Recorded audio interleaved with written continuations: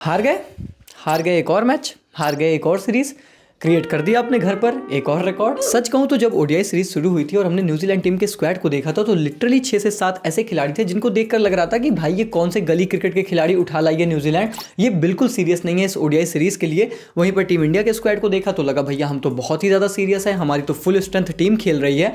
लेकिन हमारी इस फुल स्ट्रेंथ टीम को न्यूजीलैंड की सी टीम ने ऐसा रेला है ना भाई, जन्मों जन्म तक याद रहेगा। India has never lost a home ODI series against New Zealand. Sir Alex Gambhir is ready to take on the challenge. सच तो यही है कि दोनों टीमों का स्क्वाड देखकर तो मैंने भी सोचा था कि हम बड़े आराम से न्यूजीलैंड की रिलाई करेंगे, लेकिन जब मैंने ये रिकॉर्ड देखा था कि इंडिया में न्यूजीलैंड आकर कभी ओडीआई सीरीज नहीं जीती है तो उनके पास हिस्ट्री क्रिएट करने का मौका है। देखो सच कहूं फट तो मेरी भी थोड़ी सी गई थी, क्योंकि मुझे पता था कि अगर ये आंकड़ा गंभीर साहब तक पहुंच गया ना तो उनका तो तुम्हें पता ही है भाई, ये बंदा अलग ही हिस्ट्री बना रहा है। कह रहा है भाई जीत की तो हर कोई बनाता है, मैं इंडिया के हार की हिस्ट्री बनाऊंगा। तो साला बहुत नीच आदमी रहे। Dark phase of Indian cricket, we lost a test series at home versus New Zealand, lost the BGT, lost test series at home versus South Africa, और अब 3 ODI series in Sri Lanka, in Australia और अब घर पर अगेंस्ट न्यूजीलैंड। हाँ, मुझे पता है कि चैंपियंस ट्रॉफी आपके ही अंडर में जीती थी, पर ये जो हार की लिस्ट आपके अंडर में क्रिएट हो रही है ना, ये थोड़ी सी अब ज्यादा ही बढ़ती जा रही है। और वैसे भी इन कीवीज से तो घर में पिलाई कराने का जो आपने एक अलग फैंटेसी पाल रखी है ना, इसकी तो मैं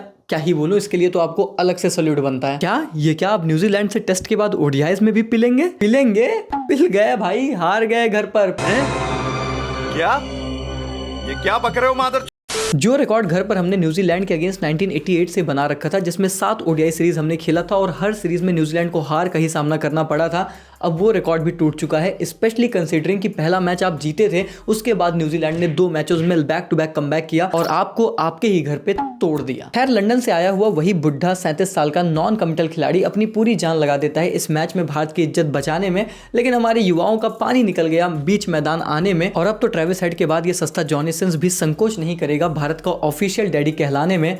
इस तरीके की ह्यूमिलिएशन सहनी पड़ी है हमें ज़माने में, और एक्चुअली में इस मुद्दे पर हो सकती है थोड़ी सी सीरियस बात। चलिए शुरू करते हैं। चलो भाई। देखो वैसे तो बकचोदी करने को तो बहुत कुछ है, पर मैं थोड़ी सी सीरियस बात से शुरू करूंगा, क्योंकि मैं ये मानता हूं कि भले ये ओडीआई सीरीज लॉस कोई हमारे लिए बहुत अलार्मिंग ना हो, कुछ ऐसा ना हो कि कुछ बड़ा बदलाव करने की जरूरत है, ये कर दो वो कर दो, पर डेफिनेटली आपके लिए एम्बैरसिंग तो जरूर है। क्योंकि हो सकता है आप ये बोलो कि अरे उत्कर्ष भाई क्या फर्क पड़ता है, एक बायलैटरल सीरीज ही तो हार गए, पर ऐसा बोल के ना भाई पिछले कुछ सालों से हम बड़ी सारी सीरीज हार चुके हैं और जीतने के नाम पे हमारे पास वही चैंपियंस ट्रॉफी ही है। और रियलिटी ये है कि मतलब मेरा मुंह मत खुलवाओ, तुम्हें भी पता है मुझे भी पता है कि चैंपियंस ट्रॉफी में भारत को कितना बड़ा एडवांटेज था। मैं तो देखो बड़ी बात कह दूं, पर मैं 2025 चैंपियंस ट्रॉफी को कभी फेयर टूर्नामेंट न माना था, न माना हूं और शायद न कभी मानूंगा। पर भाई मैं मान गया न्यूजीलैंड टीम को और इनके क्रिकेट के खेलने के तरीके को। सिंपल क्रिकेट रखते हैं, कुछ खास ज्यादा चीजें कॉम्प्लिकेटेड नहीं करते, प्रोसेस पर ट्रस्ट करते हैं और एक प्लान के साथ आते हैं, सिंपल प्लान के साथ, और उसको फील्ड पर एक टीम यूनिट बनकर एग्जीक्यूट करते हैं। एक ऐसी टीम आई थी जिसको लेकर हम सबके मन में यही था कि भाई ये क्या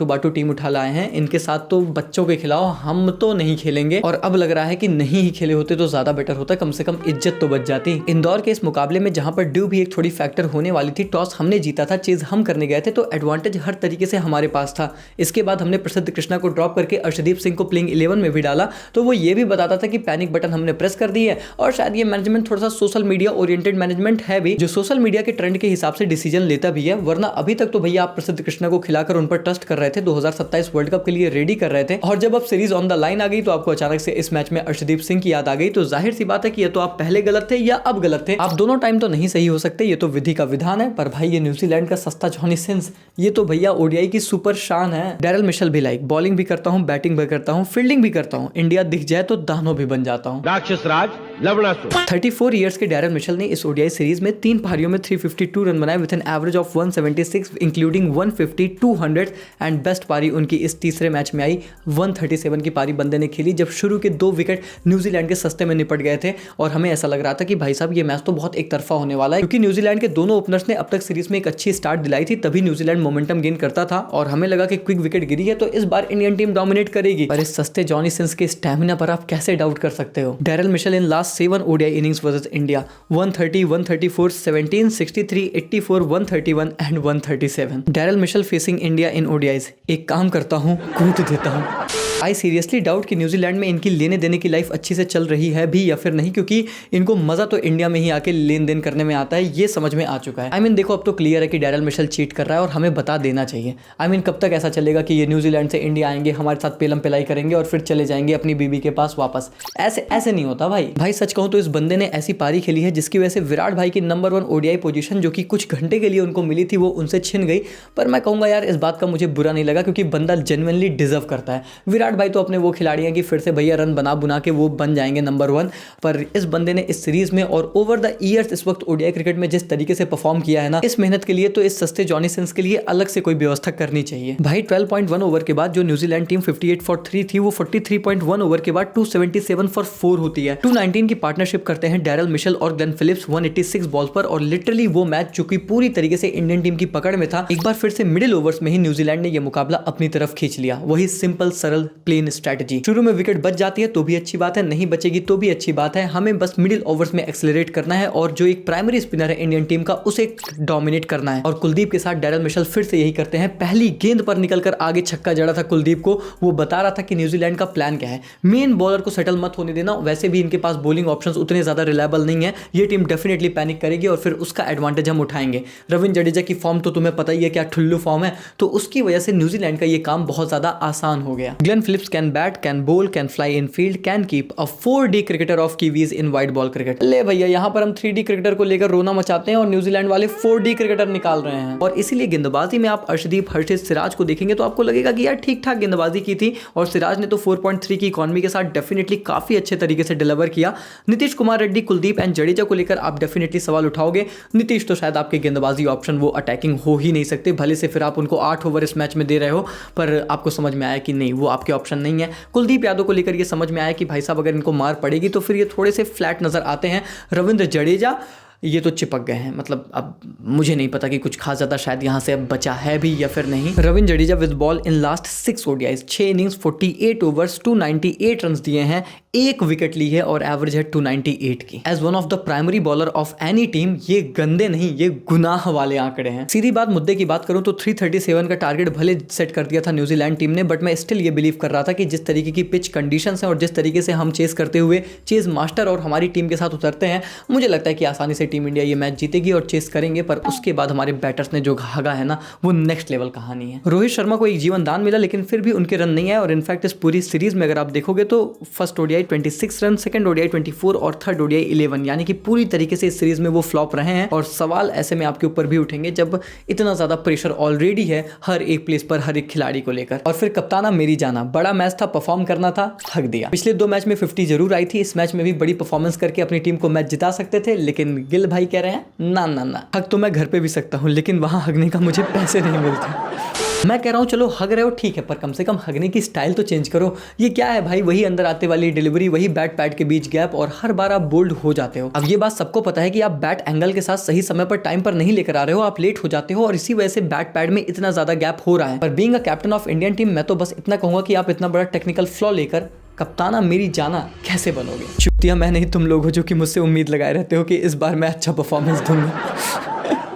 खैर सस्ते में तो न्यूजीलैंड के ओपनर्स भी निपट गए थे, यहां तक भी हमारे लिए बात बन सकती थी, लेकिन इसके बाद हमारी टीम के 2 बहुत की प्लेयर्स श्रेयस अय्यर और केएल राहुल, इन्होंने भी भैया नाक कटवा दी। श्रेयस अय्यर के लास्ट ओडीआई में 8 रन थे, इस ओडीआई में 3 रन। 6 सालों के बाद ऐसा हुआ था कि Shreyas Iyer 2 back to back home matches में सिंगल डिजिट स्कोर बनाकर आउट हुए, और उसके बाद केएल राहुल भी सिर्फ 1 रन का कॉन्ट्रीब्यूशन करते हैं। और इनफैक्ट मैं एक स्टैट्स देख रहा था जिसमें ये आंकड़े बड़े इंटरेस्टिंग नजर आए कि केएल राहुल इन 300+ रन चेजेस में अगर आप उठाकर देखोगे 8, 11, 0, 0, 77, 12, 76, 26, 10, 29 नाबाद और 1 की पारी, यानी कि 11 पारियों में 250 रन है विद एन एवरेज ऑफ 25। खैर अब केएल जैसे कमाल के खिलाड़ी ने इतनी मैच विनिंग परफॉर्मेंसेस हमारी टीम के लिए डिलीवर की हैं, इन आंकड़ों से मैं उन्हें जज नहीं कर रहा, पर ये आंकड़े शायद इस चीज को हिंट जरूर दे रहे हैं कि अगर प्रेशर में रन चेज हो रही है तो केएल राहुल शायद उतने डिपेंडेबल एज पर ओडीआई स्टैट्स तो अब तक नहीं नजर आए हैं। खैर अब कोई चले या ना चले, पर तुम्हें भी पता है कि अगर बात भारत के इज्जत की है, वो भी स्पेशली चेज में, तो वो बंदा तो चलने ही वाला था, हमारा आपका मिस्टर डिपेंडेबल हर्षित राणा। ये क्या हो गया? ये क्या सुन रहा हूँ मैं? सब साइड हट जाओ, हर्षित के एल पर आज मैं बैठूंगा। मैं तो सोचता हूँ गंभीर भाई के भी कल क्या ही इमोशंस रहे होंगे। रोहित भाई फ्लॉप हो गए पर विराट भाई ने शतक मार दिया। हर्षित राणा ऑलराउंड परफॉर्मेंस कर रहा है पर इंडिया सीरीज हार गई। पर ऑन अ सीरियस नोट वही 37 साल का बुढ़ा नॉन कमिटल लंदन में बैठा हुआ वो खिलाड़ी जिसकी इंटेंट पर हम डाउट कर रहे थे, जिसकी कमिटमेंट पर डाउट कर रहे थे, जिससे ये सवाल कर रहे थे कि क्या अब रन बनाने का हंगर बचा भी है, क्या 27 विश्व कप के लिए इन्हें कंसीडर करना चाहिए भी या फिर नहीं। एक बार फिर से हमारा वही Virat run chase machine Kohli खड़ा होता है हमारी टीम के लिए और विराट टन मशीन कोहली एक और टन लगाते हैं, स्कोर करते हैं अपनी 85th ओडीआई सेंचुरी। और सच बात तो यह है कि अब तो हमें फिर से एक बार विराट के आके रन बनाने की आदत हो गई है थोड़ी सी। Virat Kohli since turning 37 517 run in 6 inning at 129 की एवरेज एंड 110 के स्ट्राइक रेट से। भाई साहब मैं फिर से वही बात कहूंगा कि इस बंदे की तारीफ करने में ना मैं समझ ही नहीं पाता कि कितनी तारीफ करूं और क्या शब्दों का यूज करूं। ये बंदा कुछ अलग है यार, कुछ तो है जो सिर्फ इस बंदे में है। हाँ माना कि इस पारी में वो मैच विनिंग परफॉर्मेंस नहीं आई, वो मैच नहीं जिता पाए, पर भाई इसमें उनकी कोई गलती नहीं थी। विराट भाई ने अपने एंड से पूरी पारी संभाली थी और नीतीश कुमार रेड्डी और हर्षित राणा में से कोई एक भी जो अच्छी पार्टनरशिप उनके साथ कर रहे थे अगर अंत तक टिक जाते तो हमें तुम्हें बहुत अच्छे से पता था कि ये टोटल चेज होने ही वाला था। वो बात अलग है कि उनको कोई पार्टनर मिला नहीं, फिर सारा प्रेशर उन पर आ गया, फिर वो बैक टू बैक बाउंड्रीज मारे और फिर से एक लंबी बाउंड्री लगाने के चक्कर में डैरल मिशेल को कैच पकड़ा बैठे और जिसकी वजह से भारतीय मुकाबला हार भी गया। और विराट के चेज की पावर आप इसी तरीके से देख लो कि लास्ट टाइम जब विराट ने शतक मारा हो और ODI successful run chase Bharat न कर पाया हो वो था 2019 के विश्व कप के भी पहले in March against Australia. That just tells you कि भाई साहब जब ये बंदा चेज में खड़ा रहता है ना तो मैच भारत जीतता ही जीतता है। इस बार वो पॉसिबिलिटी नहीं हुई और उसके पीछे हमारे टॉप ऑर्डर्स के बैटर और रविंद्र सर जडेजा साहब का बहुत बड़ा रोल रहा है। आपको पता है जब लास्ट टाइम रविंद्र जडेजा ने 50 बनाई थी इंडियन होम सॉइल पे इन ओडीआई क्रिकेट तब मनमोहन सिंह हमारे प्राइम मिनिस्टर होते थे, रोहित शर्मा ओपनर होते ही नहीं थे, एमएस धोनी इंडिया के ऑल फॉर्मेट कप्तान थे और सचिन तेंदुलकर एक एक्टिव इंटरनेशनल क्रिकेटर थे। रियलिटी यह है कि भारतीय सरजमी पर ओडीआई में 50+ रन बनाए हुए रविंद्र जडेजा को 13 साल हो गए हैं। Biggest mysteries in the world, Bermuda triangle, how pyramid was built, why Jadeja is still in ODI team. भाई मैंने तो सेकंड ओडीआई के बाद ही कह दिया था कि शायद अब समय आ चुका है वो बड़ी कॉल लेने का। जिस तरीके से विराट कोहली डैरल मिशेल को शतक मारने के बाद ना वो ग्राउंड से भगा रहे थे कि भाई तू चला जा, तू कितना खेलेगा, उसी तरीके से रविंद्र जडेजा को लेकर भी मैनेजमेंट को अब ये कह देना चाहिए कि भाई हो गया, अब रहने दो ओडीआई फॉर्मेट।